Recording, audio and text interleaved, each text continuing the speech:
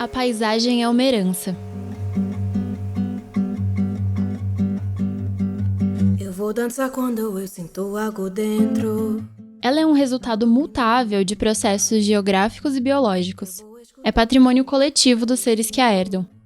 É dinâmica e território de atuação das águas, dos ventos, da terra, dos povos.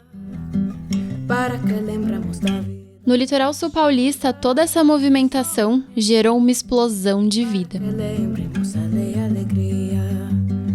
Bem diferente do litoral norte do estado, onde a Serra do Mar fica bem pertinho das praias, essa região é caracterizada por suas extensas planícies litorâneas, que separam o mar e a serra.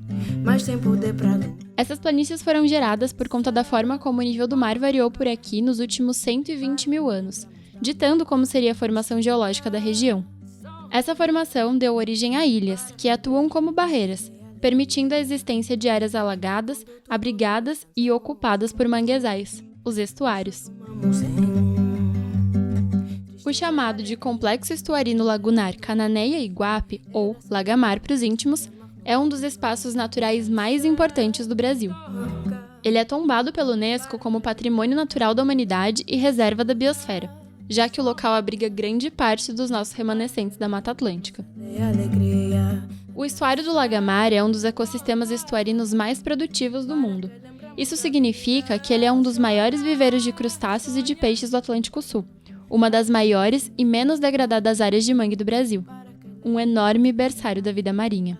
Para que lembremos a alegria. Além dos manguezais, na região existem enormes trechos contínuos de restinga preservada.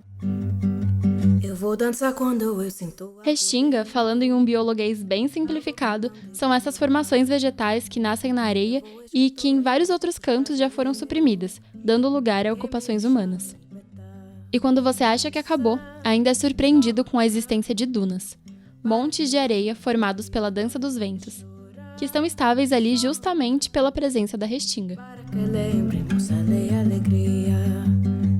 Toda essa qualidade ambiental da região se deve ao fato de que, ao longo de todos esses anos, ela esteve relativamente isolada, geográfica e economicamente.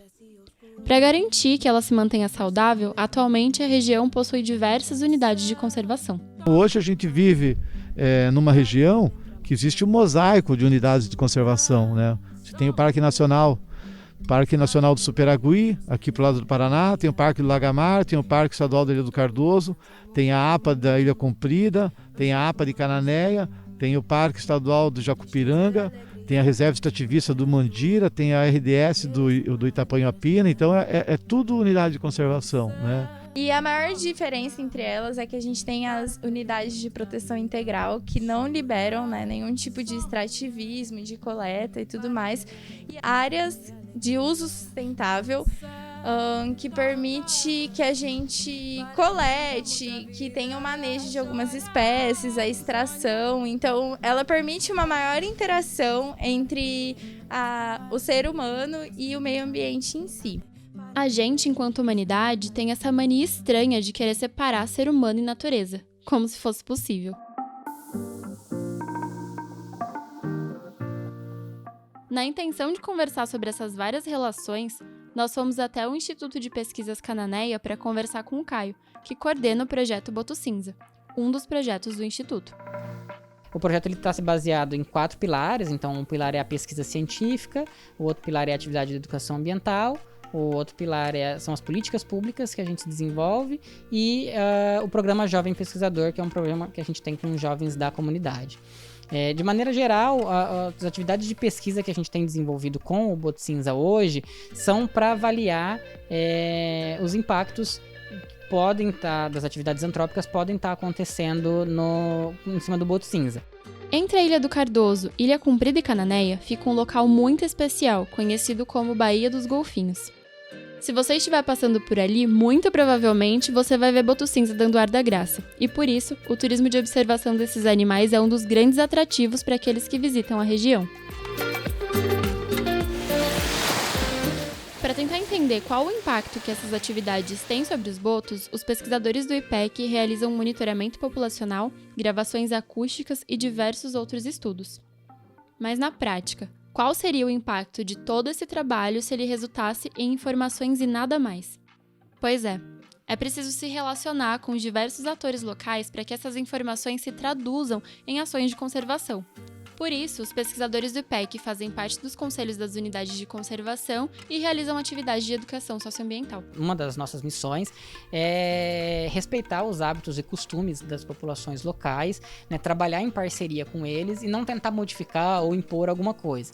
E também devolver, trazer essa devolutiva do que é coletado. Então, assim, a gente trabalha com muitas informações que a população local, que um pescador, que um morador de uma comunidade tradicional sabe, tem, e a gente não leva essa informação e não traz de volta. Então, de alguma maneira, a gente tenta levar esse tipo de informação para eles, porque a gente também aprendeu muito com esse pessoal, né? Com essas comunidades, com os moradores locais, com os próprios pescadores, né?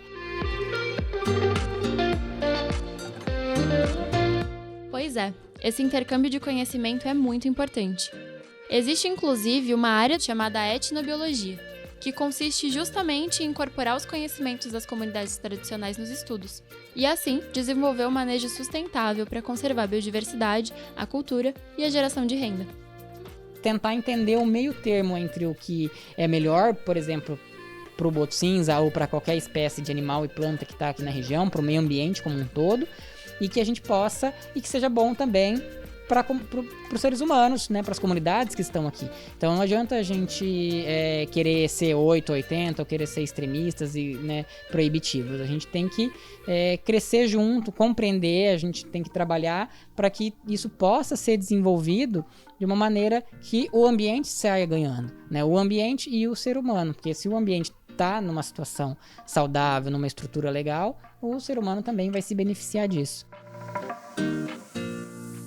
É claro que essa comunicação nem sempre é fácil, ainda mais em tempos de Covid-19. A gente teve que se reinventar e pensar em novas alternativas, como, por exemplo, o Papo de Boto, que é um programa de rádio que não existia, não estava nem previsto no início do projeto, a gente não pensava em trabalhar com esse tipo de formato, mas foi uma das saídas que a gente pensou, poxa, tá todo mundo em casa, aqui em Cananéia todo mundo ouve muito a rádio, como é que a gente conseguiria atingir essas pessoas, mesmo que não tenham uma internet, por exemplo?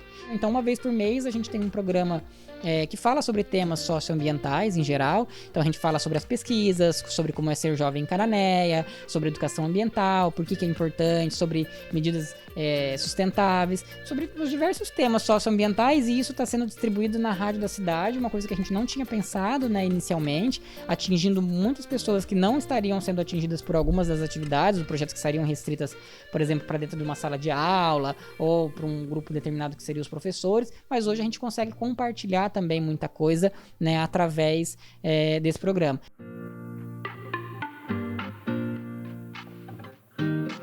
Existe uma teia gigante e invisível que liga tudo a todos. É necessário que a gente busque entender quais são as relações que a gente tem estabelecido nessa teia.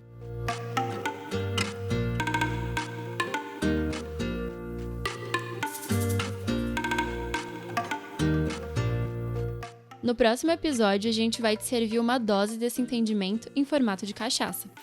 Mas não qualquer cachaça. A famosa cachaça de Cataia, que é uma bebida típica da região.